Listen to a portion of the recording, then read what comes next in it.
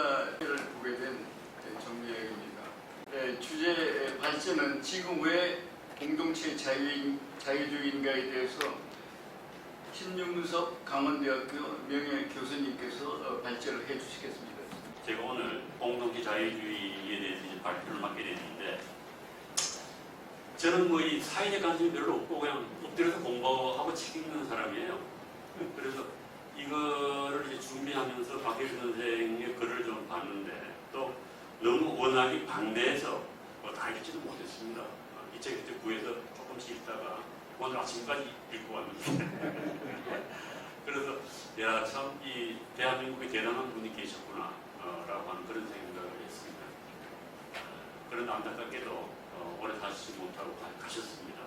그래도 생각해보니까 70을 못 사셨는데 박세일이 하나가 아니고 상당히 여러 명의 박세일이 사는 것처럼 일은 참 많이 하셨습니다. 그래서 대한민국 잘 되겠죠. 이런 분들이 다 살다 가셔서 이제 조선에서 또 한국에서 많이 걱정을 하고 하지 않을까 하는 생각이 듭니다. 그래서 박혜수 선생을 쭉 보다가 제가 어느 글에서 본 이 구절이 생각이 났어요. 이건 이병규 선생이 한 얘기라고 합니다. 어느 조각가를 보고 이 격렬한 인간을 말하려 보니 나는 마을의 빈곤을 느낀다. 그래서 박혜수 선생을 한두 마디로 참 정의하기는 힘든 것 같습니다. 그래서 제가 이제 박세일 선생을 읽으면서 조금 느낀 게, 정치가로서 마가렛 대처예요. 마가렛 대처가 1979년에 이런 얘기를 했습니다. 구약 성서의 예언자들은 나는 합의를 원한다라고 말하지 않았다. 그들은 이것이 나의 믿음이다. 나는 이것을 열렬히 믿는다. 당신도 나와 같이 이것을 믿으면 우리 함께 가자. 이거 현재 정치하고는 대단히 맞지 않는 얘기입니다. 신념의 정치인이라 할 수 있는 소리죠. 요즘은 다 뭐예요? 만나서 협의하고 타협하고 서로 공감하고 동의하고 함께 가는 시대인데, 마가렛 대처는 그런 정치를 자신이 나아가야 할 길이라고 생각하지 않았습니다. 그럼에도 불구하고 1970년에 수상이 된 이유는 그 당시 영국 사회가 떨어질 때까지 떨어졌다고 그럽니다. 그래서 야, 이거 아니면 대안이 없겠다라고 해서 마가렛 대처를 선택했다고 그럽니다. 런던은 쓰레기통이 돼서 냄새가 왕동을 하고, 쓰레기를 안 치우니까 뭐 노동조합이 골기를 해가지고 전국이 마비되다시피 하고, 그런 상황에서 이제 안 되겠다, 대안이 없다, 이런 상황에서 아마 저는 신념의 정치인을 맞이하지 않았냐 하는 생각이 듭니다. 우리나라도 뭐 상황이 그런지 어쩐지 지금 모르겠어요. 제가 보기에는 보는 사람에 따라 상당히 위기의식을 느끼는 분도 있고 또 그렇지 않은 분도 있는 것 같은데, 그래서 어떤 신념의 정치인을 맞이하려고 하면 대단한 시대적 성숙이 필요하지 않은가 하는 저는 그런 생각을 합니다. 그리고 또 이제 저는 뭐 그냥 생계형 교수로 살아왔는데, 이 박혜일 선생은 학문하는 것에 대한 일단 신념이 있었던 것 같아요. 그걸 뒤에는 뭐 경세가라고 부르기도 합니다. 그래서 제가 2000년도에 나온, 이건 그저께 제가 책을 구해서 봤는데, 2000년대는 법금리학 서문에 나온 얘기입니다. 그래서 이거는 글쎄요, 강당에서 맛봐먹고 사는 교수들이 한영할 말은 아닌 것 같습니다만, 그럼에도 불구하고 요즘 그냥 생계형 학자들이 너무 많아서 그런 분들이 이게 불편한 말이기도 하지만 조금 자기 자신을 돌아보는 데 도움이 안 될까 하는 생각이 듭니다. 박혜일 선생님이 얘기해, 왜 학문을 하는가? 사회적 실천을 위해서다. 종교적 깨달으면 도덕 실천이 반드시 따라야 하듯이 학문을 통한 진리의 추구는 반드시 사회적 실천이 뒤따라야 한다. 도덕적 실천이 따르지 않는 종교적 깨달음이 공허하듯이 사회적 실천이 따르지 않는 진리추구는 맹목이 칸트의 말을 변형한 것이죠. 따라서 우리는 학문을 통해서 사회의 병을 진단하고 그 원인을 밝히고 그 처방을 마련한 후에 반드시 사회적 실천을 통하여 사회적 병을 고치는 데 나서야 한다. 이것이 학문을 하는 사람들의 권리이고 책무이다. 이것이 자기가 이 땅에 태어나서 먹고 살아온 밥값을 내는 것이다. 농민들의 땀을 흘릴 때 자신은 책을 읽었다면 자신의 배우고 익힌 바를 사회적 실천을 통하여 사회에 해양하여야 하는 당연한 일이다. 그리하여 나는 학문의 목적은 사회적 병의 치유와 사회적 악의 억제, 그리고 사회적 선의 고향이 있다고 생각합니다. 그리고 특히 학문하는 사람들은 지행 합의를 혹은 박행일치를 항상 좌우명으로 삼아야 한다고 생각합니다. 그러면 왜 지행 합의가 안 되고 덕행일치가 안 되는가? 두 가지 이유가 있다고 생각합니다. 하나는 아직 확실히 알지 못하기 때문에 이게 소크라테스를 연상하게 하는 거죠. 알면은 그대로 행한다는 거죠. 두 번째로는 마음속에 사욕이 있기 때문이다. 사심이 있기 때문이다. 뭐 이런 말씀을 하셨어요. 그런데 이건 대단히 듣기들 불편 좀 하죠. 17만 늙어붙고만 사는 교육대 교수인 것은 저는 뭐 국가자의 관점에서 보는 거예요. 여러 차례 여러분들처럼 저한테 냈다고 하면은 어떤 개인이 들어올 텐데 저는 개인이 안 들어오더라고요. 지금 어떤 분이지 이분이. 그래서 제가 좀 정리를 해봤습니다. 그리고 앞에 그 말을 따라서 보면은 연구 저술 이건 대체로 교수에서 끝나는 거죠. 저것도 제대로 못하죠 사실은. 연구 저술이 있으면은 그것이 시민운동하고 국민운동 이것도 시민운동하고 국민운동 통이 되는 것 같아요. 박철 선생님이 있었어요. 초반기에는 시민운동에 좀 관심 가시다가 뒷부분으로 가시면서 이제 국민운동으로 나아갔습니다. 그 다음에는 정책과 정치참여 이 세 가지가 서로 연동돼서 공진화를 거듭한 게 아닌가 하는 저는 그런 생각을 하고 있습니다. 그래서 앞에서 그 법경제학 서문에서 한 말을 당신이 이렇게 실천을 했다라고 저는 생각을 합니다.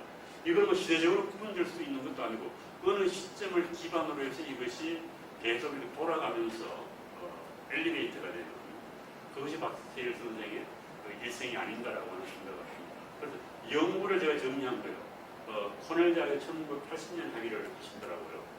그리고 케이대 수석연구원으로 1980년이고 서울대 교수로 간 게 1985년입니다.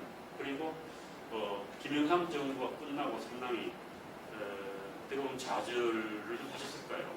열심히 하셨는데 IMF만 맞는 바람에. 그래서 1998년 도르킹스 연구소 가게 됩니다. 그래서 거기 가서 이제 이래가지고 안 되겠다 해서 다시 어떤 당신의 학문적인 여정을 다시 재설계하는 그 여파로 아마 한반도 선진화재단도 탄생하지 않았나 하는 생각이 듭니다. 그리고 저술을 뽑는 그거예요. 저는 이제 이 공동체 자율주의의 연원이 어디인가에 관심이 있었습니다. 그래서 이분이 언제부터 이 얘기를 했지? 물론 공식적으로 당신께서 밝힌 거는 1997년이에요.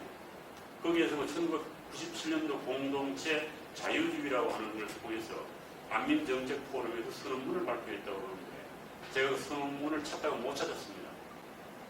그래서 이 공동체 자유가 공식적으로 프린트되어 나온 그 시점을 제가 추적하다 보니까 책으로 나온 거는 한반도 선진화와 당의 이념 이거는 이 책입니다. 이게 그 2005년도에 발간된 여의도 연구소에서 발간된 책이에요. 수도 분할이 되시는 걸 보고 국회의원을 적고 내려왔죠. 그래서 내려온 뒤에 이 책이 발간이 됩니다.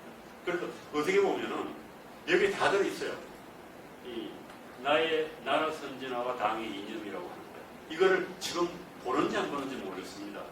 지금 무슨 당이죠? 국민의힘인가요? 이거 볼 시간이 없겠죠, 싸우느라고. 그래도 참 한심하다는 생각이 드는데 대체적으로 여기 다 들어있습니다. 이거 청와대 하나 보는 들 청와대가 사라졌죠? 오늘 누구 오셨던데? 아까도 명언 받았는데 이거 한번 찾아보세요. 이거 여기 한선 거기 홈페이지에 들어있습니다. 여기 다 들어있어요. 여기에서 이제 공동체 자유주의를 나라 선진화와 당의 이념의 철학적 기반으로 정리를 하신 겁니다. 그리고 그것을 이제 기초로 해서 2006년도에 대한민국 선진화 전략이라고 하는 책을 내고 여기서 상당 부분이 자유주의 공동체에 대한 얘기가 나옵니다. 그리고 공동체 자유주의라고 해서 2008년도하고 2015년도에 책 두 권이 나오죠. 그럼 물론 이제 그 사이에 발간된 창조적 세계화론하고 21세기 한반도 꿈에도 간단하게 들어가 있습니다. 철학적 이념으로. 그래서 문서가 되는 건 이 정도인데 제가 더 궁금해가지고 한번 찾아봤더니 결국 이 뿌리가 뭔가 이게 이런 생각을 하시게 된 게 뿌리가 뭔가를 봤더니 1995년도에 이런 자료를 만들었어요. 대통령의 세계화 구상이라고 하니 청와대에서 대통령 비서실에서 나온 건데요. 이 자료에 보면 어떤 얘기가 나오는가 하면 21세기는 반드시 빛나는 성공의 역사, 세계에 우뚝 서는 나라를 만들어야 합니다. 이게 당신의 꿈이었던 것 같습니다. 선진화를 해서 세계에 우뚝 서는 나라. 이를 위해서는 첫 번째로 확고한 국가 목표와 국가 비전을 세워야 하고, 이거 반복적으로 나오는 얘기예요. 2000 이후의 책에 95년도 이런 생각을 하셨던 거죠. 청와대에 가서 국가 목표와 국가 비전을 제시해야 한다. 두 번째가 세계화 시대에 맞는 국가 발전 원리를 파악 이해해야 하며, 셋째가 그 위에 올바른 국가 발전 전략을 세워야 한다. 이 두 번째입니다. 바로 이 당시에는 이제 이게 95년도니까 미처 공동체 자유주의라고 생각을 머릿속에 있었는지 모르지만 이렇게 명칭으로 정형화하진 않았어요. 세계 시대에 맞는 국가 전략의 원리, 전략의 원리와 원리니까 철학이죠. 여기에 대해서 만들어낸 게 공동체 자유주의입니다. 그 얘기는 뭔가 하면은 국가 목표를 실현하고 국가 전략을 수행하기 위해서 도구적으로 만드는 개념이라는 겁니다. 철학자들은 그런 것을 생각하지 않고 자기 철학을 만들거든요. 그러면 그게 써먹을 수도 안 써먹을 수 있는 거예요. 그런데 박혜일 선생님께서는 그게 아니고 세계 돌아가는 걸 보니까 이걸 해야 되겠는데 이런 것을 해야 된다는 거예요. 그런데 이걸 도대체 뒷받침할 수 있는 철학이 뭐냐, 원리가 뭐냐, 정신이 뭐냐, 이걸 생각하다가 공동체 자유주의를 찾아낸 겁니다. 그래서 아마 97년도에 이 개념을 만든 것 같아요. 제가 느끼기로. 그래서 그럼 이거 이제는 뭐가 없을까? 청와대에 불려갔대는데 청와대가 뭘 알았어야 부를 거 아니에요. 그래서 자료를 조금 뒤져봤더니 1994년도에 세계화에 대해서 여기저기 글을 쓰셨더라고요. 거기에 이런 말이 나와요. 그리고 좀 더 철학적으로는 철학적으로는 2001년도에 이건 그 뒤의 얘기죠. 공동선을 어떻게 찾아야 하는가라고 하는 글을 철학가 현실 발표했는데 제가 이제 느낀 건 그겁니다. 공동체 자유주의라고 하는 말은 철학자들에게는 대단히 어색한 말이에요. 저는 그거밖에 모르니까. 그래서 이건 아닌 것 같은데라는 생각이 들고, 철학적으로는 휴머니테리언 리버럴리즘 하면은 마이클 샌델을 떠올리게 됩니다. 그래서 선입견이 있는 개념이라는 거예요. 이 공동체 자유주의는. 그리고 제 생각으로는 이 공공의 이익을 얘기하려고 하면 오히려 이 공동체주의보다는 공화주의가 나을 것 같다는 생각을 들더라고요. 그런데 우리는 공화주의 익숙하잖아요. 우리 대한민국이 자유주의, 민주주의, 공화주의 결합이라고 얘기하지 않습니까? 그래서 왜 공화주의를 왜 안 했지, 버렸지 이런 생각이 들어서 좀 추적을 해봤더니 그 이전에 94년도에 나온 자료를 보면 공화주의를 해요. 민주주의가 뭐냐? 민주주의를 정의하면서 공화주의하고 이 타협을 하는 그걸 뭐라 이기주의를 가진 협상을 하려고 하는 이익단체들이 모여서 공동이익을 찾아간다. 그래서 공화주의가 두 개를 얘기합니다. 그러다가 그 다원주의죠, 다원주의. 여러 이익단체들이 모여서 각자 자기 이익을 제시하면서 합의를 봐가는. 그리고 이건 우리나라 말 맞지 않다는 거예요. 이공 선생의 생각으로. 그래서 민주주의가 공화주의적 요소가 있다. 그리고 이 점에 대해서는 이건 반자유주의적입니다. 이공 선생의 생각이 그래요. 그게 뭔가 하면은 전통적인 자유주의는 공익하고 사익을 분리하지 않습니다. 두 개념이 뭉쳐져 있는 거예요. 아담 스미스하고 각각의 개인들이 개인의 이익을 추구하면 그 결과로 드러나는 게 공익입니다. 그래서 개인의 이익을 떠나서 독립적으로 존재하는 게 공익이 아니라는 겁니다. 그런데 우리 박혜일 선생님은 그렇게 안 본 겁니다. 공익과 사익은 명백하게 구분이 되고 공익은 사익을 버릴 때 쟁취되는 거라는 거예요. 이거 동양적 전통이에요. 또 플라톤적 전통입니다. 근대 이전의 전통이에요. 그래서 이 박세일 선생의 생각은 정치 철학적으로 얘기하면은 근대 정치 철학에 대한 저항이면서 대체적인 겁니다. 근대 이후의 정치 철학은 윤리 개념이 안 들어옵니다. 그런데 우리 아까 앞에도 봤잖아요. 상당히 윤리적 개념이 많이 들어가 있어요. 상당히 종교적인 것처럼 보이기도 하고, 나쁘게 얘기하면은 집단주의든지 유신을 연상하게 되는 그런 요소가 상당히 들어 있습니다. 그래서 그건 저는 이제 상당히 좀 의아스럽고 요즘 사람이 어느 정도 이렇게 조금 거리감을 느낄 수 있는 그런 측면이 분명히 있는 겁니다. 이 점을 이제 어떻게 소화해내느라고 하는 게 중요한 것 같아요. 그래서 그 공동체 자율주의의 뿌리는 상당히 깊다라고 하는 그런 걸 제가 느꼈고, 그 다음에 시민운동과 국민운동은 뭐 이런 걸 잘 아시는 거죠. 1989년에 경민행 10년, 이건 뭐 경실련이죠. 조금 활동 위축된 것 같습니다만 어디에 밀리고 있는 것 같지 않아요? 경실련이. 저쪽에 뭐가 있잖아요.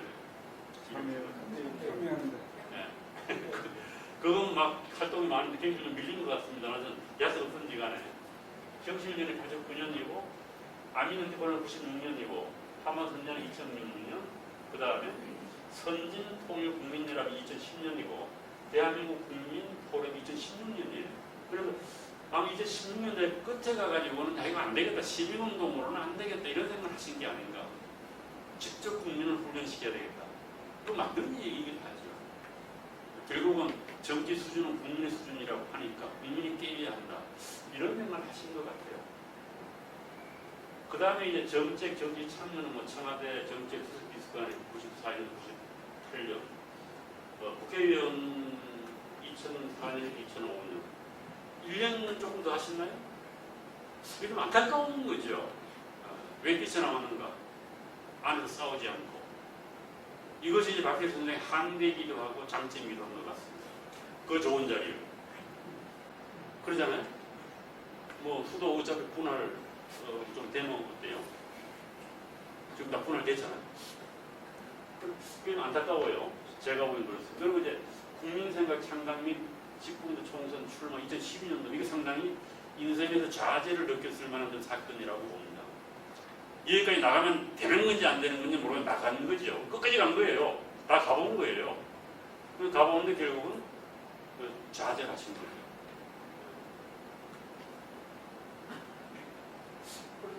이것도 어떻게 그레이트한 어떻게 보면 실험이라고 볼 수도 있습니다. 하나의 당신의 실험일 수 있죠. 그러다가 이제 또 여전히 뭐 여의도 연구원 재단이사의 박세일 원장 2014년도 아니겠습니까? 의견했다 결국은 전파적 이해관계 밀려가지고 원장은 못 가시고 이렇게 해서 박혜일 선생의 어떤 삶을 한번 이렇게 제너럴한 걸 정리를 해봤습니다. 이렇게 그래서 할 건 다 해본 것 같다. 그런데 성공한 부분도 있고 실패한 부분도 있고 실패한 부분을 뭐 본인은 그거는 실현이라고 볼지 좌절이라고 볼지 실패로 볼 것 같지는 않아요. 한번 해봤다. 뭐 이런 생각을 하신 게 아닐까. 한 사람이 참 하기 힘든 일을 다 하신 것 같습니다. 그리고 이거는 제가 그걸 표로 만들어 본 거예요. 그래서 1948년에 이게 대한민국이 건국이고 뭐 건국이 말이 많습니다만 박혜일 선생님이 태어난 해입니다. 그래서 추측컨대는 대한민국을 당신하고 동일시한 것 같아요. 그래서 대한민국이 잘 돼야 한다. 이게 내가 잘 되는 길이다. 이거 우연이겠죠. 역사적 우연이죠. 48년에 태어나면 쉽지 않은데. 그렇잖아요. 그래서 평생 자기 자신과 대한민국을 동일시해야 되게 쉽지 않은 겁니다. 좋게 얘기하면 평생 독립운동한 거예요. 독립이 됐음에도 불구하고. 독립의 운동의 방식이 달랐을 뿐이죠. 그래서 항상 현실을 보고 이래서는 안 된다는 생각을 하시는 거죠. 그래서 80년대에 이제 연구가 이게 분할자를 사기받고 오는 거죠. 85년도 서울대학을 간 겁니다.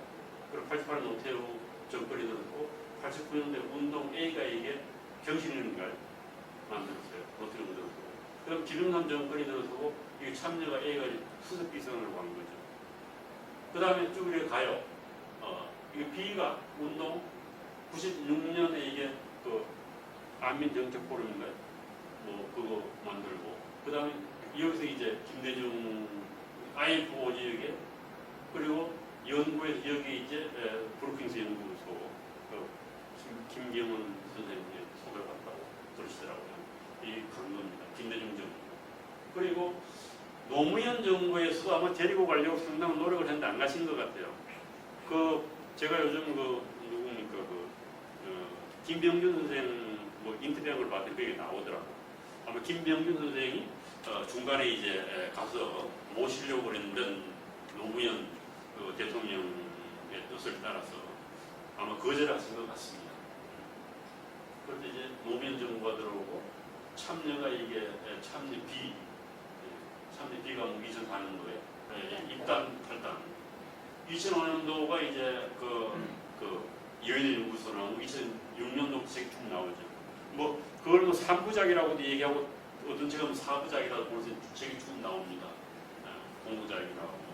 그 다음에 이제 운동으로 이제 2개 나오고 참여 이제 만들고 이런 게 쭉 나와요. 그래서 이거가 그냥 이렇게 계속 막 섞여 있는 거죠. 섞여 있는 거고 이제 정부에 참여한 거는 보수 정부라고 볼 수 있겠고 또 이 선진화를 표방한 건 이명박 정부고 또 통일 쪽을 표방한 건 박근혜 정부고 그렇게 해서 당신이 인정하든 인정이 안 하든 이제 보수 쪽으로 분류가 되고 저기 연세대학의 누구니까 그 사람은 보수의 신이라는 그런 재미나는 표현을 했더라고요. 그래서 이제 이런 일생을 보낸 거고 제가 그렇게 할 얘기가 많은 것 같지는 않습니다. 왜 그런가 하면은 너무 완벽하게 다 설명이 되어 있어요. 그래서 중요한 거는 그걸 누가 이거를 갖다 써야 되는 거죠. 정치적으로 힘 있는 분.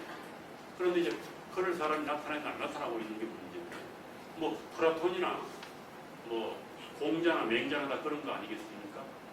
그러나 이제 현대는 시대가 바뀌었으니까 남이 나를 안 쓰면은 내가 나서서 직접 할 수 있는 피선군단 있잖아요. 우리 다 피선군 있잖아요. 대통령 피선군 있잖아요. 그래서 나서면 되는 거예요. 우리 박경 선생님께서 나서면 돼요. 여기 앉으면 나서면 됩니다. 국회의원 나서는 하다못해 무슨 도의원으로 나서든 시의원으로 나서든 여기 레시피가 다 있어요. 요리만 하면 되는 거예요. 너무 완벽하게 있습니다. 그런데 이걸 안 보는 게 문제예요. 정치하는 사람들. 세일링을 해야 되는데 여기 다 있어요. 내가 보니까 다 있어요. 그냥 그대로 하면 돼요. 잘 될 거예요. 하면. 그래서 이 공동체 자유주의를 보니까 책 나와가지고 복잡하게 하면 안 됩니다. 이거. 그래서 심플하게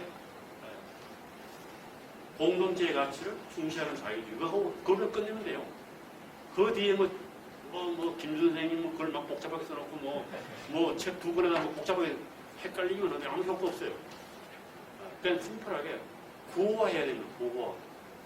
그거 복잡하게 승할 필요 없어요. 그래서 사람들이 공동체 자유주의가 뭐지? 그러면 공동체를 중시하는 자유주의다. 그렇게 이해하도록 하고 그다음 설명한 걸 제가 이걸 지금 느낀 거는 오른손 왼손이에요. 한쪽이 공동체, 한쪽이 자유주의. 우리 오른손 왼손 다 쓰잖아요. 정치하면 일상을 쓰잖아요. 필요할 때 오른손 쓰고 필요할 때 왼손 쓰는 거예요. 필요할 때 자유주의, 필요할 때 공동체주의 쓰는 거예요. 다만 오른손 제비는 오른손을 많이 쓰겠죠. 그래서 자유주의를 많이 쓰는 건데 우파는 그러다가 왼손도 안 쓰는 거 아니잖아요. 필요하면 쓰잖아요.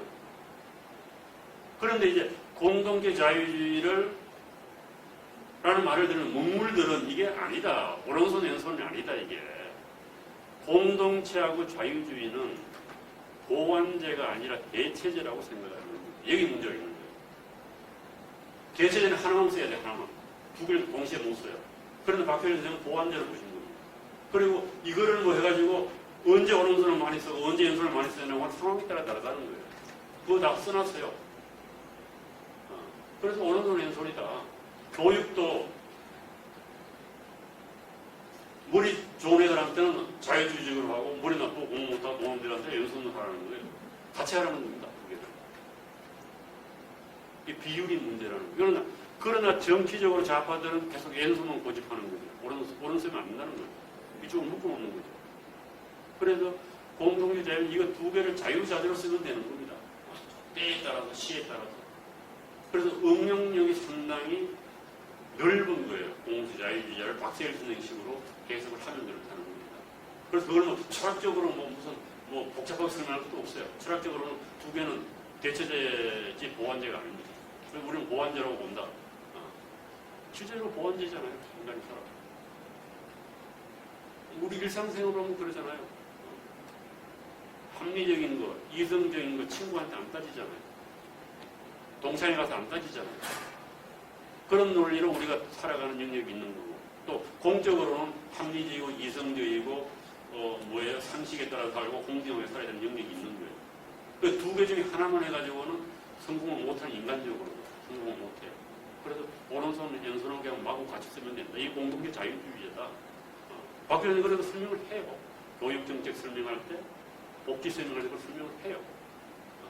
그래서 이 보수주의에 조금 더 유연해질 필요가 있겠다.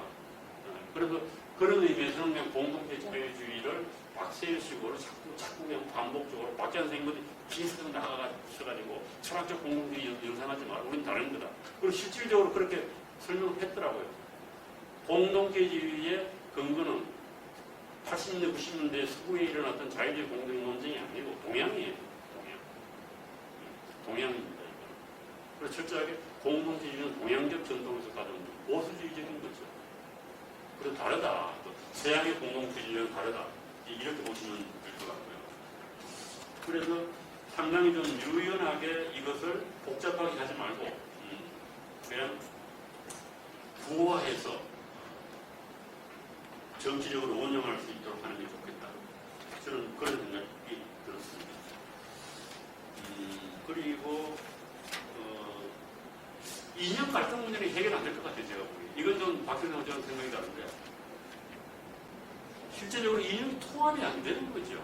우리가 제가 사회통합위원회 해본 적이 있는데 2번 들어가 본 적이 있는데 통합 안 돼요.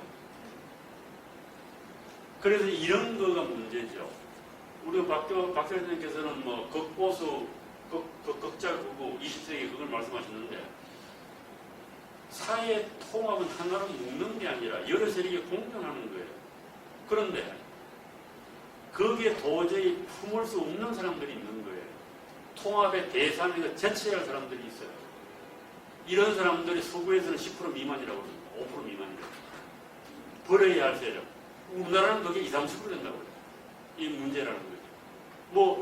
쉽게 얘기하면은 극자로 종북세력 이런 게 다 그거 아니겠습니까? 이거 도저히 아무리 사회 통합을 하더라도 품을 수 없는 세력이 무사히 분명히 있어요. 그거 쳐내야 돼요. 그것까지 통합할 필요가 없어요. 쳐내야 돼요. 그거 지금 못 치고 있는 거예요. 찾기도 힘들고.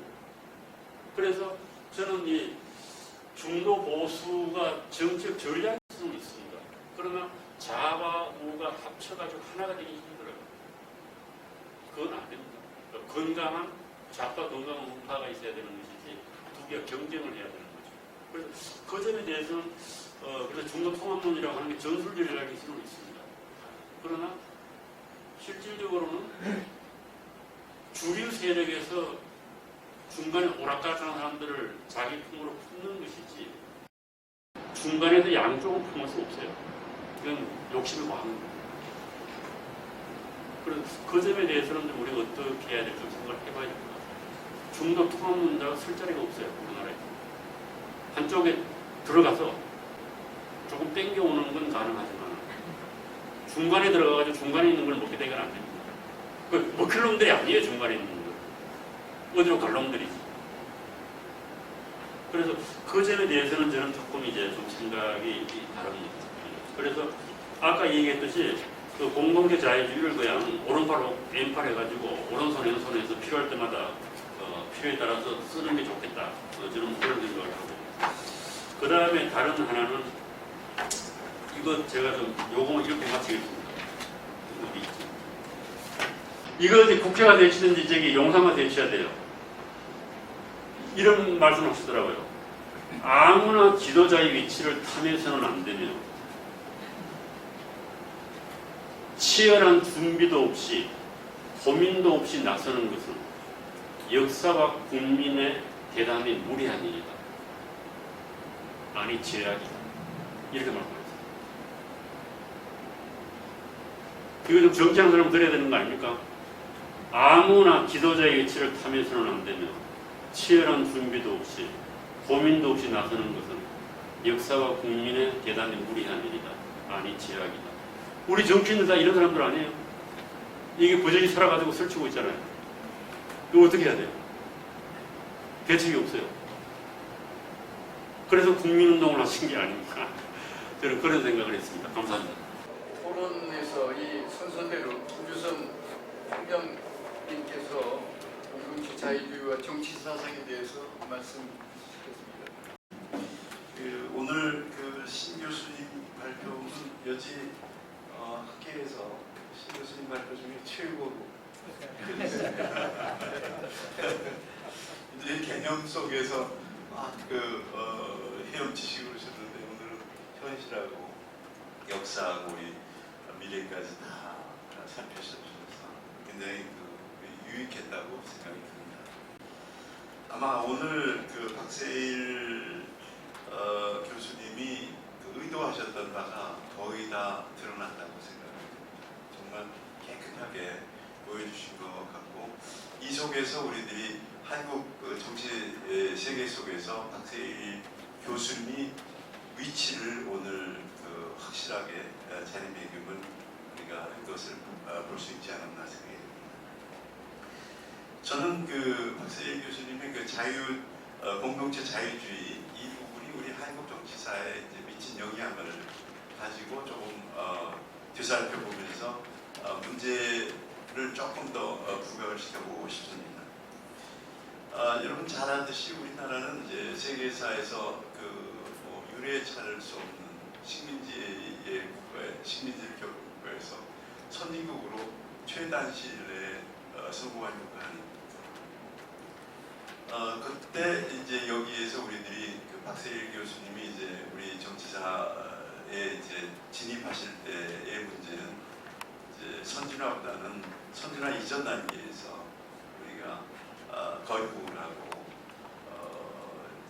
경제 발전을 하고 그 다음에 민주주의를 끝내놓고 나서 민주주의까지 틀은 잡아놓고 나라를 어떻게 이끌겠느냐, 어디로 우리가 끌고 가야 되겠느냐라는 것에 대한 우리들의 상상력이 거의 사라져 있을 때, 우리 지성계에서도 뭔가의 방향을 잡지 못하고 그 부분을 채우지 못했을 때, 저는 박세일 교수님이 최초로 선진화 담론을 이끄셨다고 생각해요.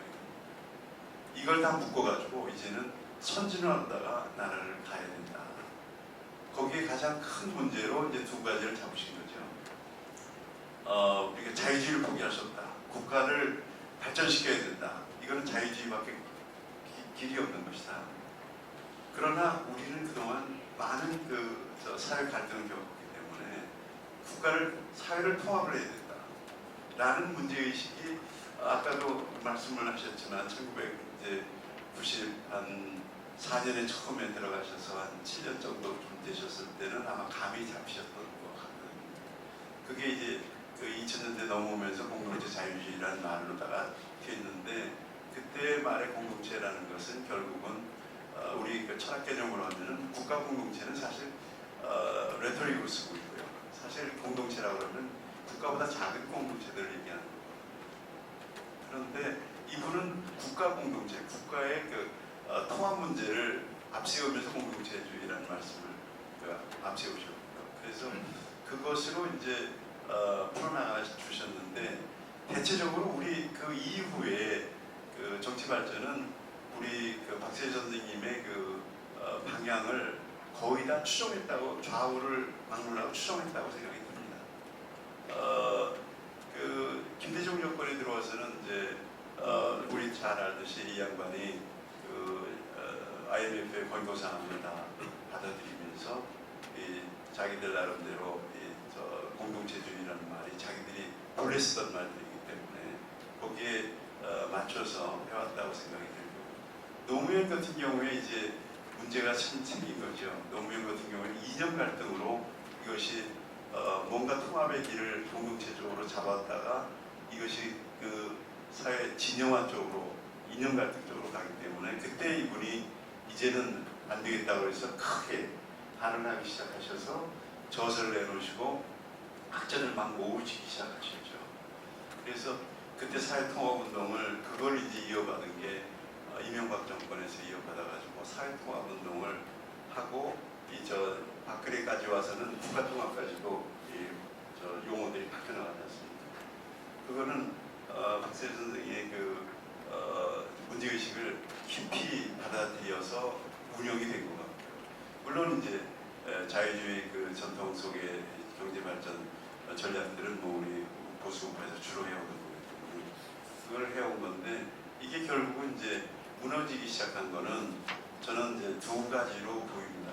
하나는 타락 세력, 공동체 자유주의의 이 부분을 타락시키는 사람, 뭔가 거기에서 좀 잘못 오해했던 친구들. 하나는 배반 세력이 있다고 생각합니다. 하나는 뭐 좀 이것의 공동체 자유주의를 자유주의 자체를 문제 삼은 이 세력들이 이제 제가 보기엔 그래요. 국힘당 내에 개혁 보수를 떠들었던 친구들이 박세일 선생의 이 의도를 확실히 이해를 못하고 오히려 좌파 이념들을 경제 정책론에서 좌경화되면서 개혁 보수를 떠들고 있던 이 세력이 이제 저는 이 우파의 공동체 자유주의가 갖고 있었던 자유주의의 정체성을 두고 있었던 부분에 대해서 좀 문제가 생겼던 문제를 만들어냈던 것이고 저는 이 방향이 아까도 이제 말씀하셨지만 이념 갈등을 넘어선 세계를 꿈을 꾸셨던 이 공동체 자유주의자이신 박세 선생의 꿈을 배반한 친구들은 이제 우리들이 잘 알듯이 한국의 좌파들, 주사파들이 그동안에 숨어 있다가 점점점 진지전에서 기동전으로 넘어와서 박근혜 대통령을 무너뜨리고 결국 지난 5년 동안 이 사회를 완전히 진영화시켜버린 그러니까 공동체적인 국가 통합 문제를 완전히 깨어버리는 이 세력들이 이제 우리 박세 선생님의 공동체 자유주의 철학으로 봤을 때는 배반자들이다 하는 생각이 듭니다. 저는 이 박세일 선생님의 비전이 사실 우리 사회가 갈 길인데 우리 사회는 운동장이 기울어지면서 우리 역사적으로 퇴보를 해서 21세기로 넘어가야 될 것이 다시 20세기로 넘어온 지금 정치 지형에 와 있지 않느냐. 그래서 박세일 선생이 이 길을 정말로 가려고 그러면 우리가 먼저 풀어야 될 문제는 이념 갈등의 문제고 이념 갈등의 문제는 이제는 우리가 박세일 선생님이 얘기하셨던 이 사회통합, 공동체주의적인 논리를 넘어선 새로운 우리의 무장이 필요하지 않은가라는 생각이 듭니다. 지금 세계는 미중 패권전 시기에 신냉전으로 바뀌고 있고요. 이 통일이라는 것이 선진 통일로 이루어지는 것이 아니라 이승만식으로 얘기한다 그러면 미중 갈등이 결과에 의해서 우리한테 거대한 통일의 기회가 오지 않겠느냐. 아니면 그거 속에 그 방향 속에 우리가 사회를 이끌어 나가는 모든 문제의식을 재정립해야 되지 않겠느냐라는 것이 지금 우리들이 가지고 있는 그 공동체 자유주의가 갖고 있는 가장 큰 강점과 또 이 시대가 바뀜으로 해서 새로운 문제를 던져주는 것이 아니겠는가. 따라서 우리가 좀 더 큰 시각으로 저는 이렇게 생각합니다. 이 박세일 교수님을 뵌 거는 2006년도에 처음으로 뵈기 시작을 했는데요. 저도 이제 학계에 생계형 교수를 하다가 그때 이제 박세일 교수님 보시면서 저도 이제 나오기 시작해서 저는 뉴라이트 쪽에 운동 쪽에서 이제 지성인대에 모여서 시작을 했었는데 이 앞으로 이제 이 1, 2사회 속에서 재정립되어질 박세일 선생님의 그 위대한 부분, 보수의 신이라고 했던 이 부분, 이분이 지금 우리가 2022년이나 지금 여기에 계신다 그러면 무슨 말을 하실까? 라는 생각이 저한테는 굉장히 큽니다. 이분이 아마도 지금 시대에 미중 갈등 시대에 또 주사파가 이렇게 주사파 정권이 사회를 진영화시킨 이 마당에 다시 이걸 국가 정상화시키고 새로 도약을 해야 되는 이 문제의식 속에서 본다 그러면 박세주 선생님은 좀 더 다른 이야기를 시작하시지 않을까 싶어서 오늘 저는 그렇게 이야기를 마치고 싶습니다. 그동안 우리 민주화 이후에 가장 커다란 그 정치 철학, 한국의 정치 철학을 이끄신 분이 박세희 교수님이시고 그것이 좌우를 막론해서 상당 부분 우리한테 공헌을 중심축을 잡아주셨는데 거기에 배반 세력과 어떤 약간의 타락 세력들이 물론 그 우리들이 발견할 수 있는 부분이지만 지금 세계는 박세희 선생님이 바라보시던 세계와 달리 새로운 커다란 지역 변화가 있기 때문에 이 부분이 박세희 교수님이 다시 태어나셔서 여기서 보신다면 어떤 말씀을 하실 것인가 라는 문제를 갖고 우리가 공동체 자유주의를 좀 더 풍부하게 새로운 문제의식으로 발전시킬 계기가 아니냐 이런 생각을 했습니다. 이것을 마치겠습니다. 감사합니다. 노무현 대통령을 박세일 교수가 뵀는데 그날 저녁에 제가 만났어요. 박세일 교수가 그 노무현 대통령께 말씀한 여러 가지에 대해서 말씀을 하시더라고요. 근데 지금 내 기억에 남아있는 걸로는 그 주사파에 대해서 걱정을 많이 박 교수가 하더라고요. 그냥 이 박 교수가 통이 큰 사람이라 다 아우르는 사람인데 주사파에 대해서는 참 걱정을 많이 하더라고요. 그래서 제가 그때 무슨 질문을 했냐면 그 사람이 우리나라 국민으로서 다 같이 있는데 어떡할 거냐. 그러니까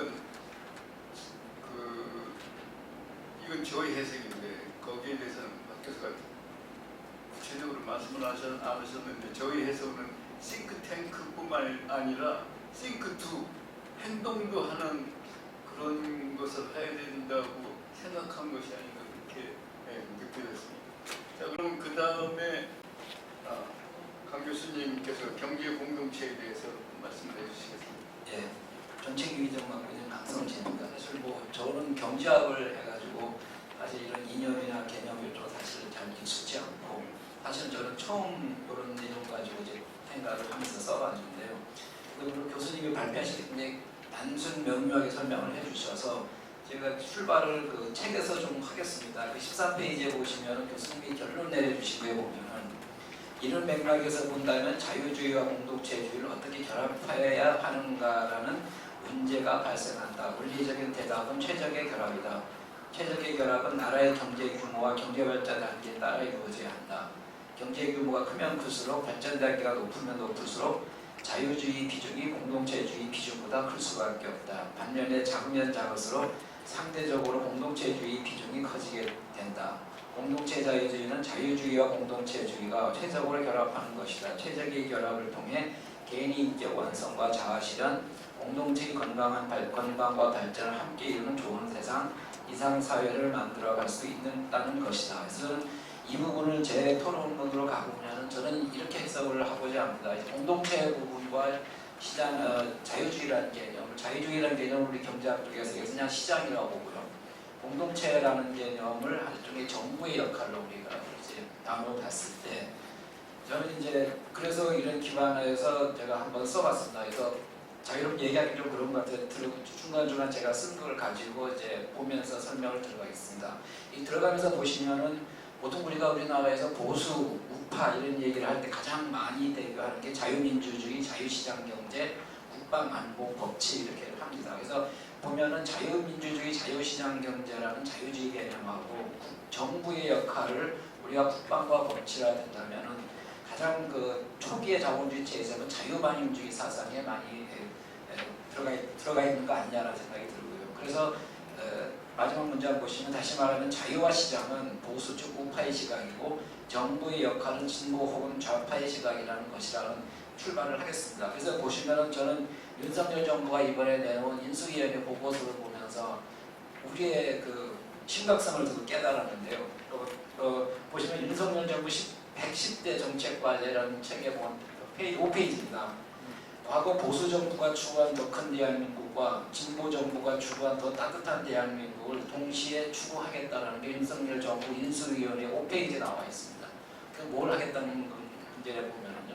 그래서 자신들은 보수와 진보를 아우르는 정책을 시행하겠다는 방향을 제시한 것입니다. 진보주의자는 절대 이런 얘기를 안 쓰거든요.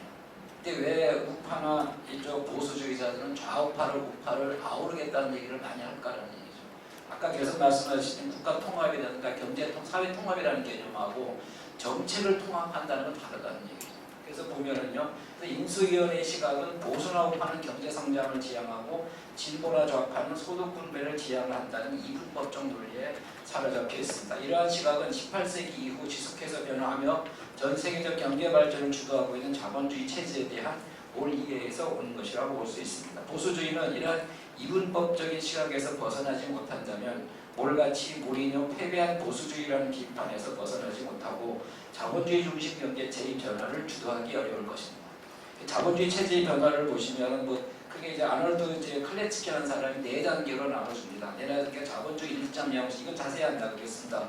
자본주의 1.0 시대 보통 자유방임주의 체제에서 1920년대 대공화까지를 얘기합니다. 거기에 보시면은 자유방임주의와 정부는 소위 야경국가라 그래서 우리가 앞에서 말씀드렸던 국방과 사회 인프라, 공공적인 역할만 하라는 야경국가라는 얘기를 씁니다. 그게 자유방임주의 사상인 거죠. 그게 제가 앞에서 말씀드린 지금 요즘에 보수주의 우파라고 얘기하실 때 자유라는 걸 많이 강조했을 때 결국은 저는 이 자본주의 1.0 시대에서 벗어나지 못하고 있다고 보는 겁니다.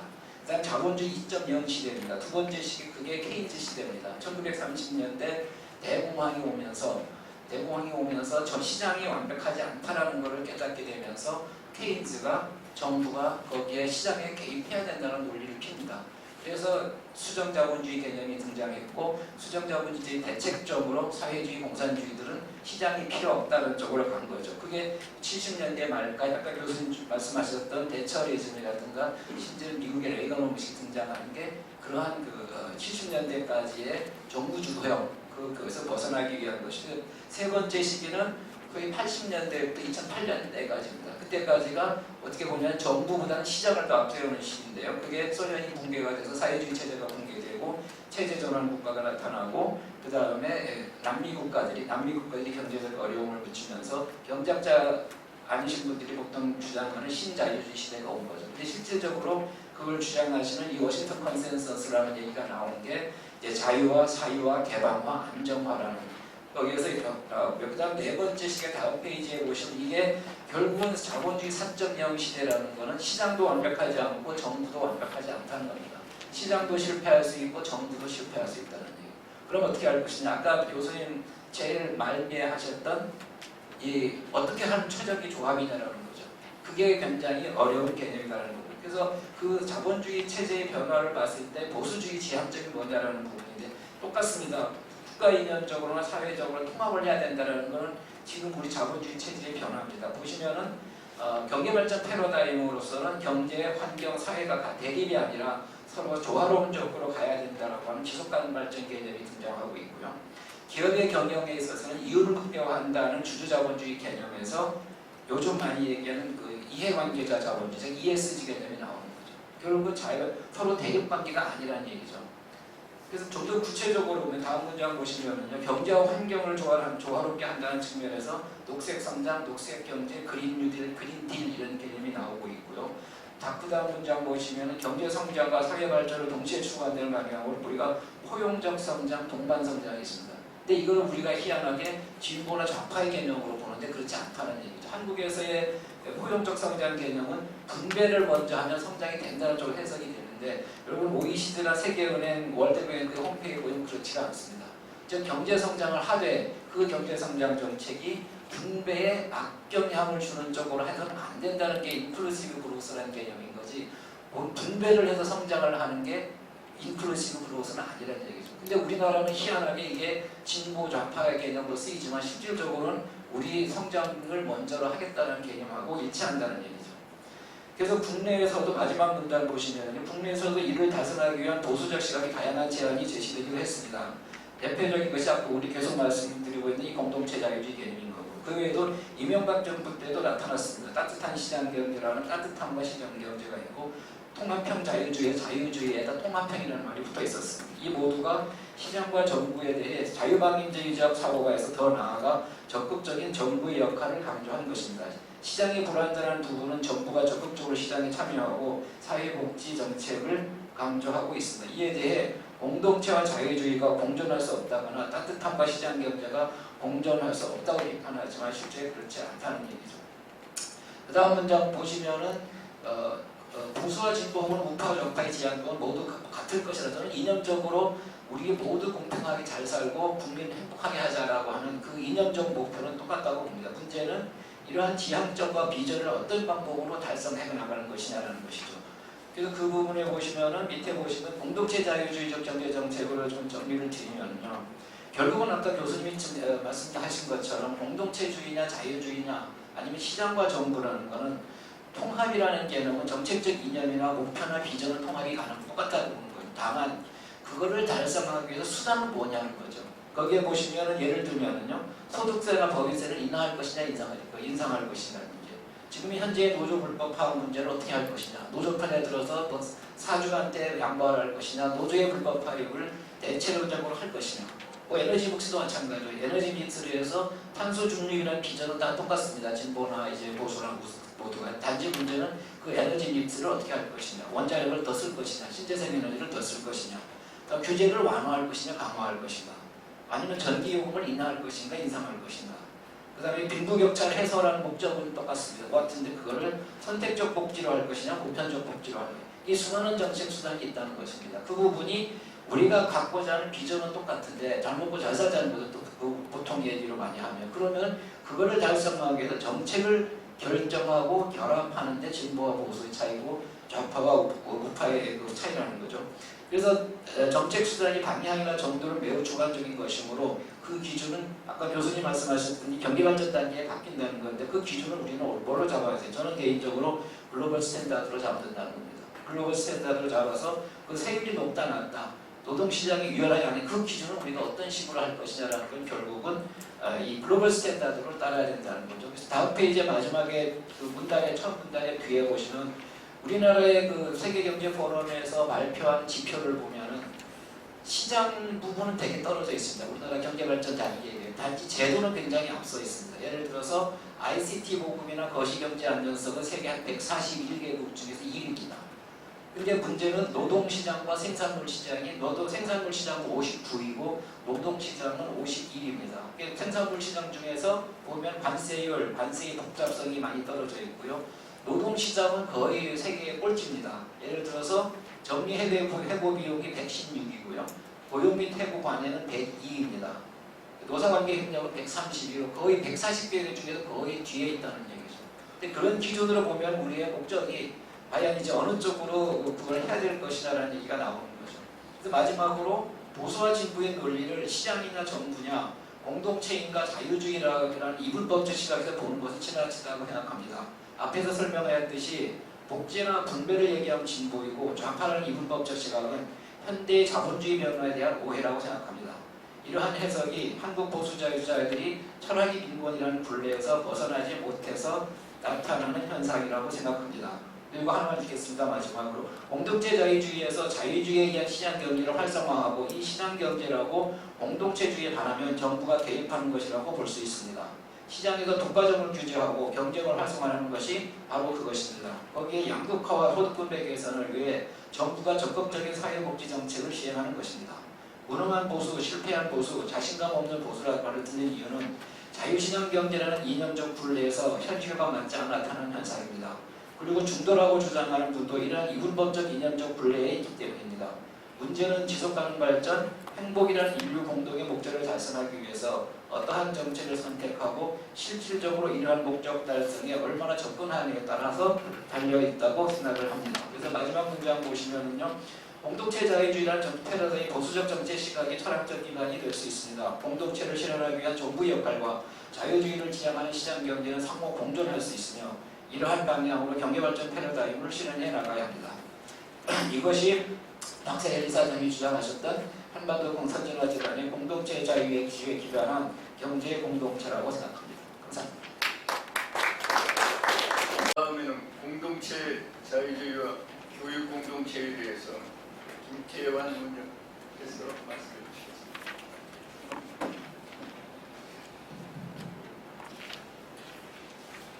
예, 반갑습니다.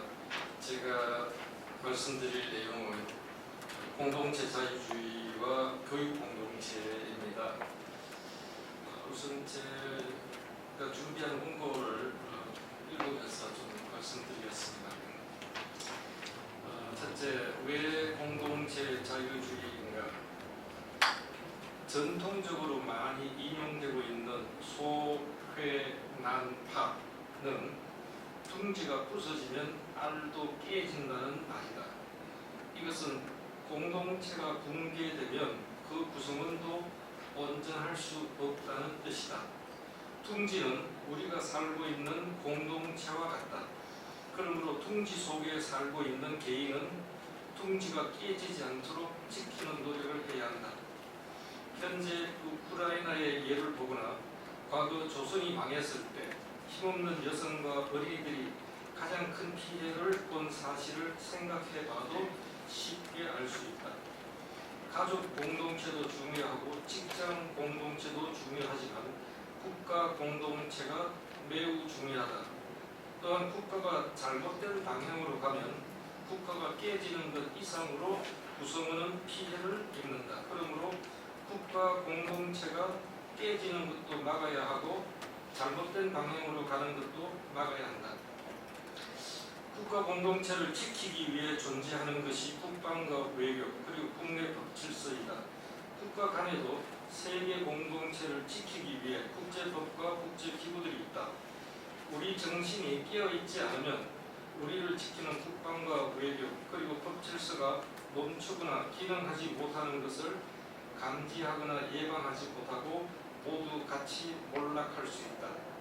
이와 같이 우리 사회를 구축, 유지하고 있는 안보 시스템을 지키는 것도 중요하지만 이를 넘어서서 경쟁 자체를 하지 못하는 사회적 약자를 보호하고 지원함으로써 내부로부터의 붕괴를 예방하는 시스템도 중요하다. 그러므로 개인이 자기 살 길을 찾아 뿔뿔이 흩어지는 각자 도생보다 서로 힘을 합쳐 국가 공동체를 지키고 발전시켜 나가는 노력을 해야 한다. 이것이 공동체주의이다. 지나친 개발로 인해 환경이 많이 파괴되면서 우리가 살고 있는 이 환경은 지속 가능한가? 라는 질문을 자연스럽게 하게 된다. 이 질문에 대해 그렇다라고 자신 있게 대답하기 어렵다. 이대로 계속 개발하면 언젠가 환경이 깨지고 자연 생태계가 파괴되어 인류에게 재앙으로 다가오지 않을까 하는 자각이 생기게 된다. 그럼 정치는 지속 가능한가? 경제는? 사회는? 라는 질문에 대해서도 마찬가지이다. 따라서 최근 지속 가능 경제 Sustainable Economy라는 말도 나오고 있다. 현재 우리 사회를 지배하고 있는 정치 이념은 자유주의이다. 이 자유주의는 자칫 공동체의 생존과 발전에 관심을 두지 않고 누구든지 하고 싶은 대로 하는 것으로 오해할 수 있다. 이러한 자유주의의 문제점들을 보완하여 지속 가능한 사회를 만들 수 있는 대안의 하나로 나온 것이 공동체를 중시하는 공동체 자유주의이다. 두 번째는 민주주의와 사회주의 가치와 국가 이익 공동체로 재편되는 국제 정세에 대해서 좀 말씀드리겠습니다. 2021년 7월 중국 공산당 창립 100주년을 기념하여 화상으로 열린 회의에서 시진핑은 중국 공산당과 세계 정당 지도자 1만여 참석자들에게 인류 운명 공동체를 구축하자고 선언했다. 이것은 중국 공산당이 주도하는 신코민테른, 옛날 스탈린이 주장했던 그 인터내셔널 커뮤니스트 인터내셔널 여기 이제 태초의 코민테른이고 시진핑이 주장하는 이 신코민테른을 제가 좀 그냥 신코민테른이다 이렇게 붙였습니다. 즉 공산주의와 사회주의 가치를 지향하는 국가들이 사회주의 가치와 중국 중심 공동체를 만들어 미국과 서방 자유국을 상대로 싸우자는 선언이다. 여기에 맞서 미국의 바이든 대통령은 2021년 12월 민주주의 정상회의를 열었다. 즉 민주주의 가치를 공유하는 국가들이 힘을 합쳐 중국 등 비민주주의 국가들의 국제적인 영향력을 억제하자는 것이다. 세계 110개국이 공식 초청을 받고 민주주의 정상회의에 참여했다. 이 초청 기준에 의하면 지금 세계는 민주주의 가치를 존중하는 국가와 그렇지 않은 국가로 나누어지고 있다. 양 세력을 나누는 핵심적인 기준은 표면적으로는 민주주의, 사회주의 가치를 어느 정도 수용하는가라고 할 수 있지만 실질적으로는 미국과 중국의 국가 이익에 어느 정도 부합하는가 여부에 따라 결정된다. 따라서 미국과 중국은 자국의 국가 이익에 도움이 되는 국가들을 자기 편으로 끌어들이기 위해 모든 노력을 다하고 있다. 세계는 이른바 민주주의, 사회주의 가치의 선택과 국가 이익 여부에 의해 자국이 속할 진영을 선택해야 하는 형태로 재편되고 있다.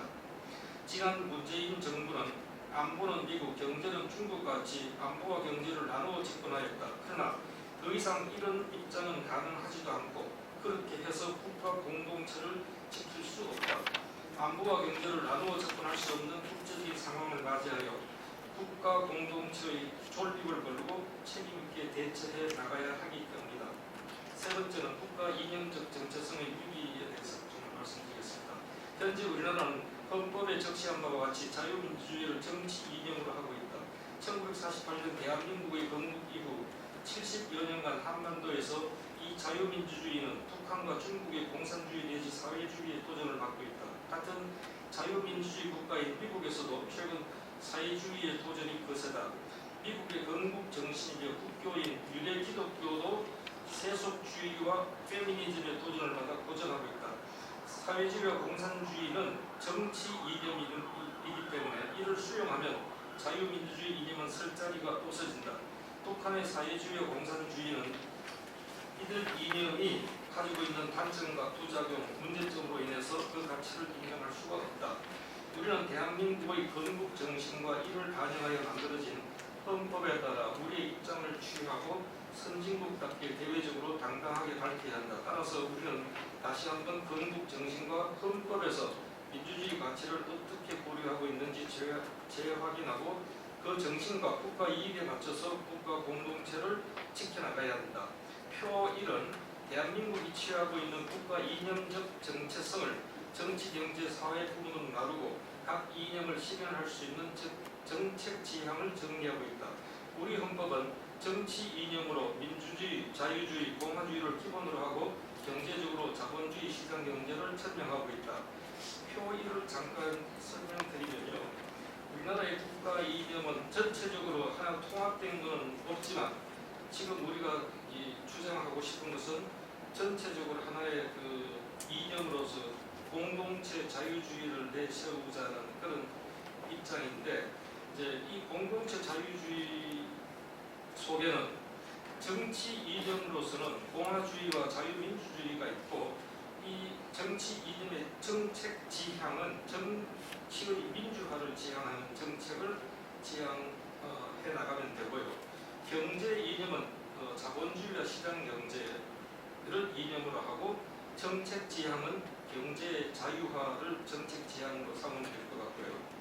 그 다음에 이제 우리가 오늘 그 공동체주의를 이 사회 이념으로 보는 것이 필요하겠다고 생각을 해서 저는 공동체주의는 사회 이념으로 보고 사회와 복지의 이념으로 인본주의와 공동체주의를 분류를 해뒀습니다. 그래서 정책 지향으로는 사회의 인본화, 복지화를 추구하는 것으로 생각을 하고 복지를 추구하되 개인 맞춤 복지로 가면 비용을 최소화할 수 있을 것이다. 이렇게 제시를 했습니다.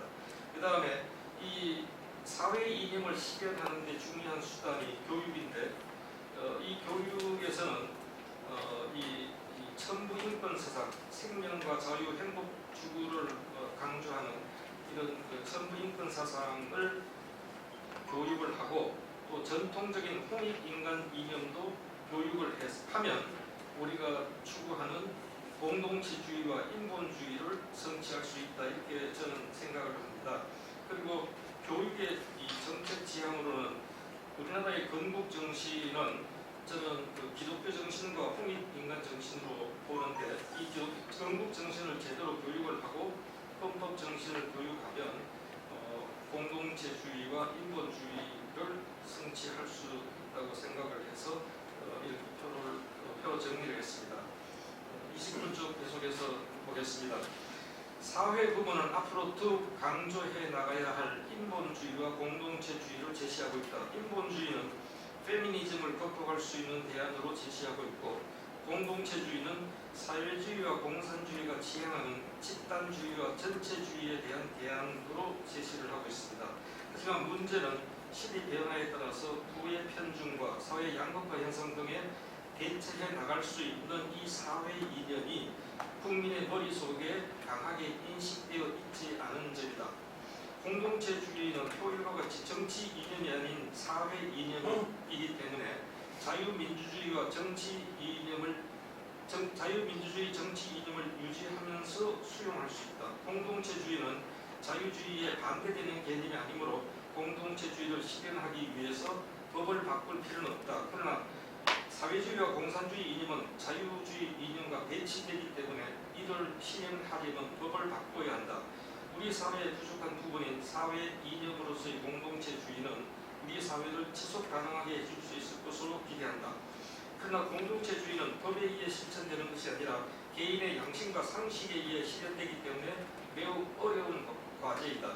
공동체주의를 실현하기 위해서 먼저 사회 내부의 문제를 해소해야 한다.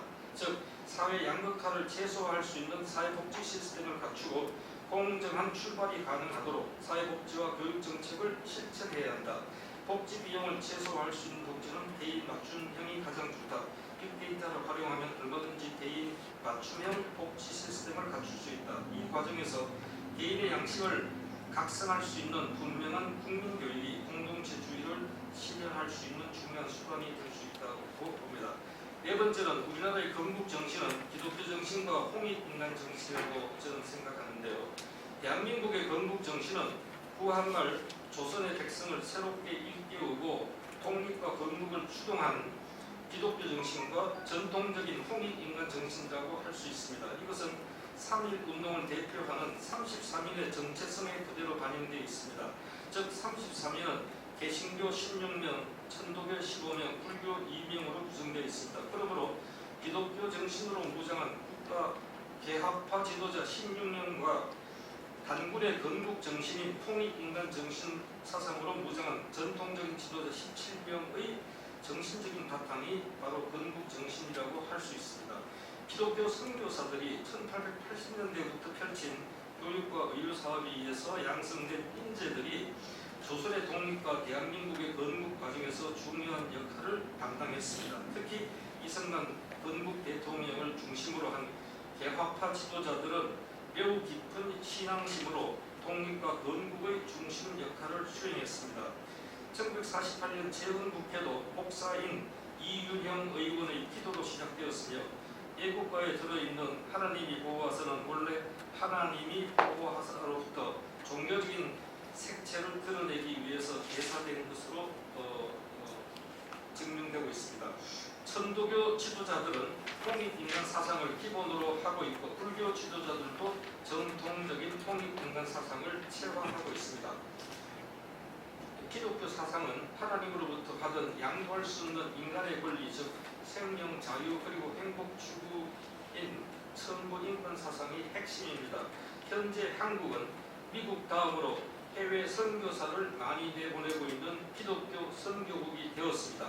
유럽의 기독교가 서양길에 접어들었고 미국도 사회주의와 세속주의 그리고 페미니즘의 도전으로 고전하고 있는 이때 대한민국은 경제의 선진국을 넘어서서 정신적인 면에서도 선진국이 되기 위해 기독교 정신에 충실한 삶을 살아야 한다고 생각합니다. 이것은 건국 정신을 살리고 우리 사회에 팽배해 있는 세속주의와 페미니즘을 넘어서기 위해서도 필요한 것이라고 봅니다. 홍익인간 사상은 대한민국의 건국 이념인 동시에 교육 이념입니다. 홍익인간 사상은 인간 세상을 널리 이롭게 한다는 의미를 내포하고 있습니다.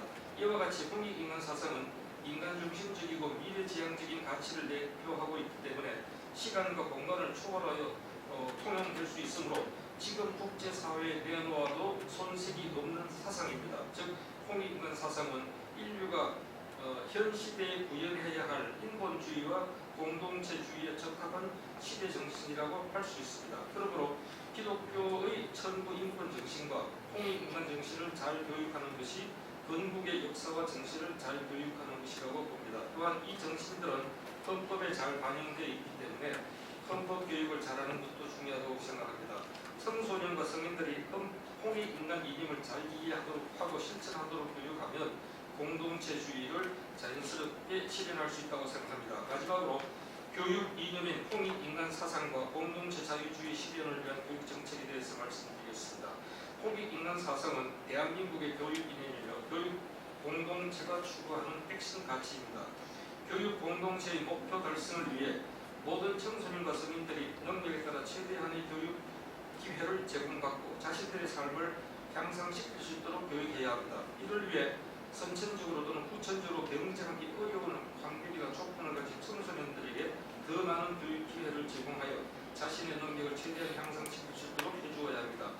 지속가능 교육 공동체와 궁극적으로 국가 공동체를 실현하기 위한 교육 정책은 다음과 같습니다. 첫째, 공동체의 구성원인 모든 학생에게 자유와 자율, 개방된 교육 환경을 제공하기 위해서 교육 서비스 시장을 개방합니다. 이 정책은 모든 학생과 학부모가 최고의 교육을 선택할 수 있도록 하는 정책입니다. 두 번째는 모든 어린이들이 공정한 출발을 할 수 있도록 공정 출발 프로그램, Fair Start 프로그램을 운영합니다. 0세부터 5세까지 모든 어린이에게 양질의 양육, 보육, 교육 국가 프로그램을 제공합니다. 이 정책은 사회의 양극화를 원천적으로 감소시키고 저출산 문제를 해결할 수 있는 정책이라고 봅니다.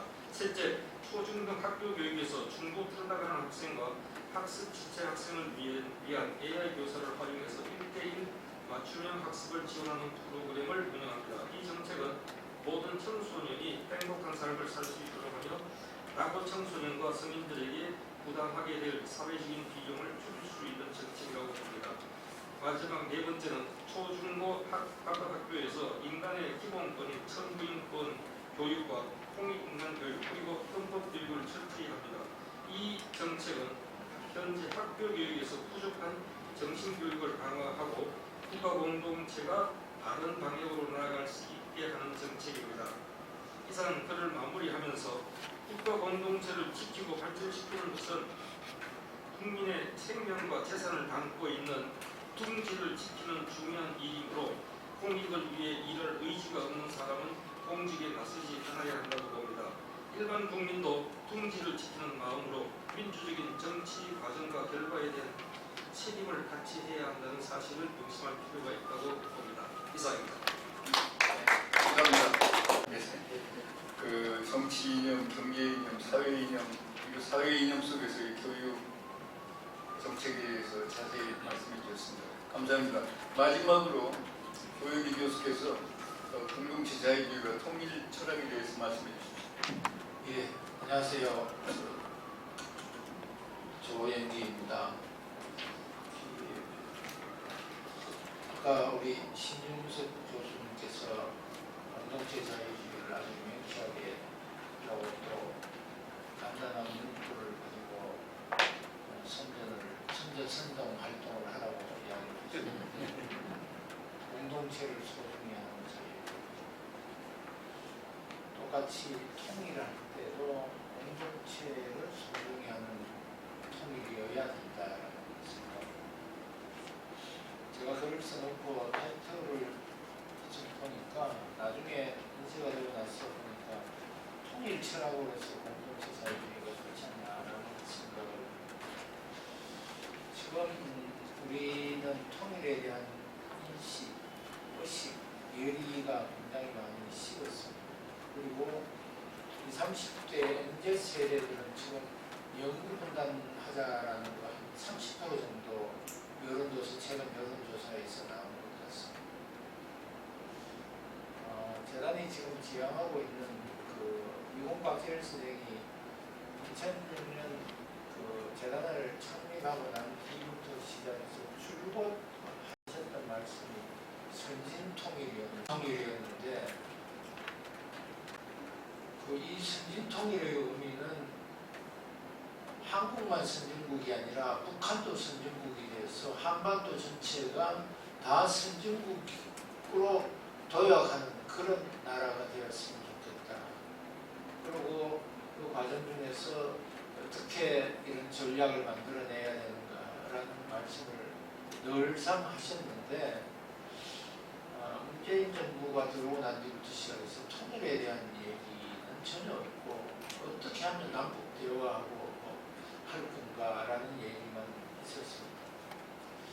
그런데 오늘 신중석 교수님이 뭐 슬라이드로 이야기하신 거하고 발제문 주신 거하고 내용이 조금 다른 부분들이 있어서 발제문 주신 거를 보면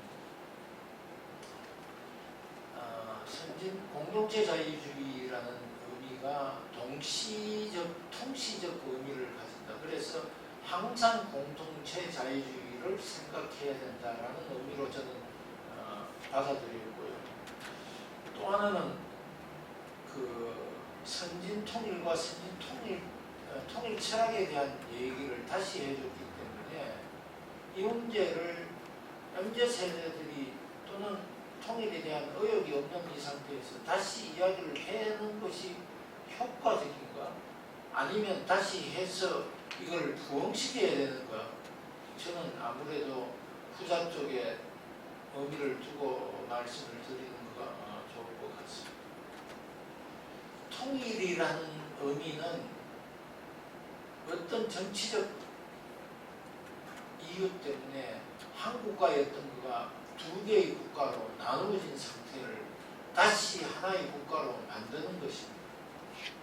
이 통일의 의미에는 두 가지의 의미가 있습니다.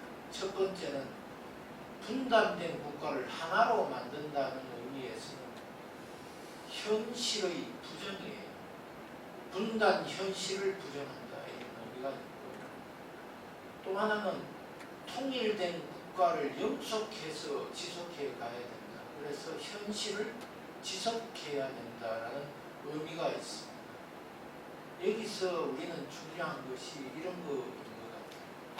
통일은 정치 체제와 관련된 문제이기 때문에 어떤 정치 체제를 부정하고 어떤 정치 체제를 선택할 것인가의 문제가 있다.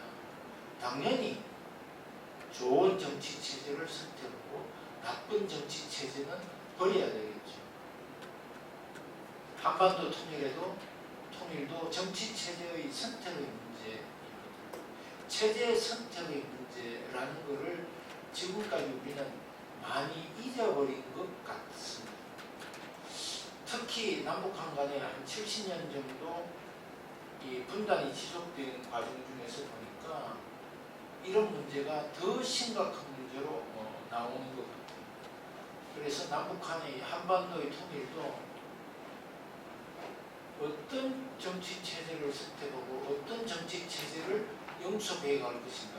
당연히 북한의 전체주의 체제는 부정되어야 되고 한국의 자유민주주의 체제는 우리가 선택해서 지속해 가야 된다.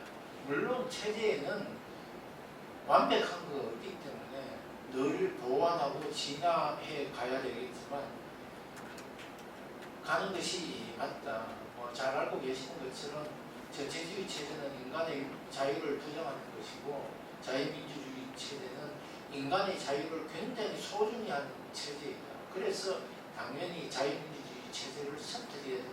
이것은 역사적으로 우리가 적용된 과정이에요. 근데 이런 거를 근데 그러면 왜 자유인가? 박세일 스님이 그 생존에 계실 때 저랑 늘 이야기를 하시면서 북한의 자유를 어떻게 통일하면서 자유를 어떻게 라는 말씀을 많이 하셨는데 자유가 가지고 있는 의미는 저는 이렇다고 생각을 해요. 내가 내 삶과 온갖 결정을, 모든 결정을 내가 결정하려고 그러는 여유를 누가 가지는가? 다른 사람이 가지는 것이 아니라 내가 가지는, 내가 주체가 되는 것이. 주체라고 해서 북한의 주체 사상을 옹호하는 것은 아닙니다.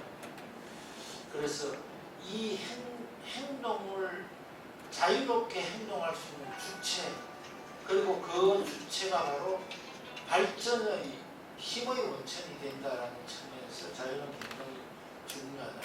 그런 의미에서 저는 또 자유가 가지고 있는 것은 자유가 평등이나 민주나 법치나 인권이나 이 모든 우리가 가지고 있는 보편적인 이념, 보편적인 가치를 가장 잘 수용해주는 가치다. 그래서 자유에 기반한 통일이어야 할 것 같다. 다시 말씀을 드리면 자유주의에 기반한 통일이어야 된다라는 이야기입니다. 자유를 소중히 하는 것이 바로 자유주의이고요. 자유주의의 기본 원칙은 모든 국민들에게 선택의 자유를 주는 것이고, 이 선택의 자유는 뭐 사상의 자유, 뭐 언론의 자유, 모든 자유를 이야기하는 것이다. 다음, 통일, 공동체와 관련돼서 통일이 공동체와 어떤 관계가 있는가에 대한 얘기를 좀 드리겠습니다. 통일은 흩어진 정치 공동체를 하나의 새로운 공동체로 만들어가는 과정의 산물이다. 다시 말씀드려서 새로운 정치 공동체를 복원하고 창조하는 과정이다. 새로운 정치 공동체를 만들어내는 과정이다. 그래서 이 정치 공동체에 기속되는 모든 공동체의 요원들에게는 각자의 몫이 있습니다. 의무도 있고 책임도 의무도 있고 권리도 있다. 그래서 내가 어떤 공동체에 기속되는가는 타인과의 관계에서 평등한 권리를 분명히 가져야 되는 것입니다. 이제 그 민족 공동체에 대한 말씀을 좀 드리겠습니다. 정치 공동체를 만들 때 남북한 간에 지금까지 공동체를 만들 때 늘 정치를 할 때 통일을 할 때의 연결고리가 무엇이었느냐면 민족이었습니다. 그런데 우리 1994년 민족 공동체의 통일방안도 민족을 중심으로 한 통일이었습니다. 그런데 분단 70년이 지나고 70여 년이 지나고 난 이후에 남북한 간의 민족은 너무 많이 훼손되고 오염되었습니다. 한국이 가지고 있는 민족은 한민족인데 북한이 가지고 있는 민족은 김일성 민족 또는 주체의 민족. 여기서 문제는 우리가 가지고 있는 민족은 민주주의와 결합되어서 주권재민이라는 굉장히 중요한 가치를 가지고 있지만 북한의 민주주의 또는 북한의 민족은 주권부재의 민족. 그래서 당연히 우리는 거부해야 될 민족입니다. 그러면 남북한 간에 통일할 때 통일의 연결고리가 무엇이 되어야 되는가? 저는 민족보다는 이제는 자유여야 되지 않는가라고 생각을 혼자 고민을 해서 만들었습니다. 그리고 민족이라는 단어 자체는 아직도 우리에게는 너무너무 감성적인 민족으로 다가와 있습니다.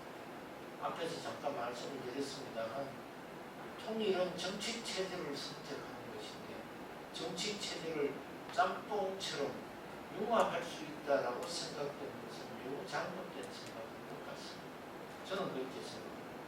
그리고 이 감성적 민족에 매달려서 통일을 하는 통일지상주의, 통일 이후에 우리의 삶이 어떻게 될 것인가에 대해서 고민을 좀 해봐야 되는 것이 아닙니다. 저는 굉장히 비관적으로 보고 있습니다. 그래서 통일의 고리는, 통일을 연결해주는 고리는 민족이 아니라 자유로 바꿔야 되는 것이 아닌가. 이렇게 생각합니다. 그래서 자유에 기반한 자유공동체 통일이어야 남북한 통일이 되었을 때도 자유주의가 기반되어야 된다는 의도를 이 지점에서 위공 박세일 선생님이 주창했던 선진 통일과 자유에 기반한 통일과의 관계를 잠깐 말씀드리겠습니다. 위공 선생님이 선진 통일을 주창하실 때 남북한이 함께 선진국으로 도약하는 것이다. 선진국이라는 것은 자유가 보장되는 국가이고 공동체도 소중히 하는 국가사회의 다양한 영역에서 자유가 보장되고 자유가 깃털이 되어 함께 삶의 질을 제고하는 나라, 사회가 바로 선진국이다.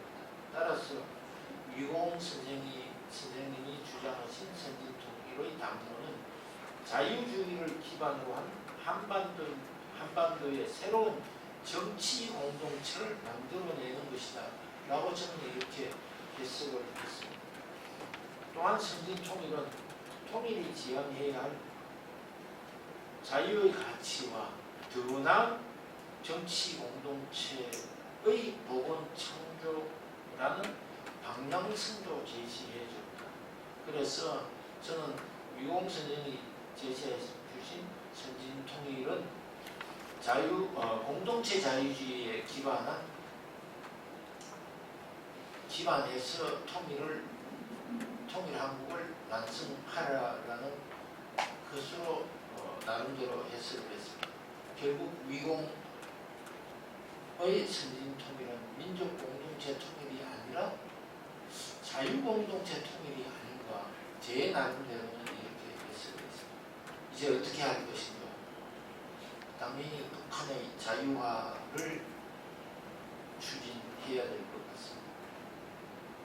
북한의 자유화는 북한 주민의 존엄한 삶을 영위하는 할 수 있도록 해주는 필요 조건입니다. 충분 조건은 아니고 필요 조건. 철학이나 뭐 이런 데서 이야기하는 거를 보면 존엄한 삶이란 북한 주민들이 합리적이고 공정한 정치 환경 속에서 모든 주민의 자유와 자주가 평등하게 존중받고 모든 주민이 자기 삶의 가치를 긍정할 수 있는 삶으로 이렇게 규정해 놨더라고요. 무슨 차별입니다. 그래서 우리도 북한 주민들에게 자유, 민주, 인권, 평화, 평화 같은 정신적 인프라를 깔아주는 것이 지금은 필요하다. 그리고 자유공동체 통일 방안을 위한 새로운 전략적 방책을 만들어내야 되지 않는가. 지금의 우리에게 주어진 시대적 과제는 이것이라고 생각합니다. 제 발전 여기서 마치겠습니다. 감사합니다.